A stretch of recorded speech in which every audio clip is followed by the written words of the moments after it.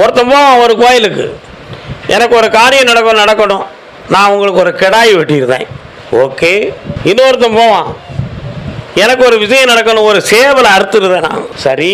ஆனால் இந்த விஷயங்களில் நாம் விடுபட்டு இருக்கிறோம். நாம் இந்த விஷயங்களிலிருந்து விடுபட்டு இருக்கிறோம். அது எப்படி விடுபட்டு இருப்பது? கடவுள் என்பவன் எல்லா உயிரையும் காக்கும் சக்தி பொருந்தியவன், எல்லா உயிர்களையும் அரவணைக்கும் தன்மை உடையவன். அந்த வடிவத்தை தான் கடவுளின் பிரதிநிதியாக நம்ம வழிகாட்டு மாளிகைப்பறை கருப்பசாமி நம்ம கும்பிட்டுக்கிட்டு இருக்கோம். அதான் உயிர் பலி இல்லாத உத்தமனே போற்றின்னு நம்ம சொல்லுதோம். நம்ம சாமிக்கு உயிர் பலி கிடையாது. அவர் ஸ்ரீராமருடைய பிள்ளை, கருணை வடிவாக இந்த உலகத்தை காக்கும் தெய்வமாக வந்திருக்கின்ற அவதார புருஷன். அவருக்கு நம்ம உயிர் பலி இல்லாமல் கும்பிட்டுக்கிட்டு இருக்கோம்.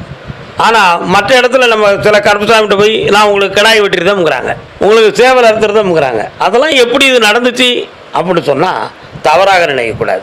மனிதன் கருப்பசாமியுடைய பேரை வச்சு ஒருத்தர் பிறந்திருப்பார், நீண்ட காலங்களுக்கு முன்னால் அவர் மறைந்திருப்பார். குலதெய்வத்தின் வழிபாட்டில் அவரவே தன்னுடைய கருப்பசாமி தான் குலதெய்வங்கிற பேரில் அவர் மறைந்து போனவரே நினச்சி கும்பிடுவாங்க. அவருக்கு என்னமெல்லாம் பிடிக்கும்? கறி பிடிக்கும், சுருட்டு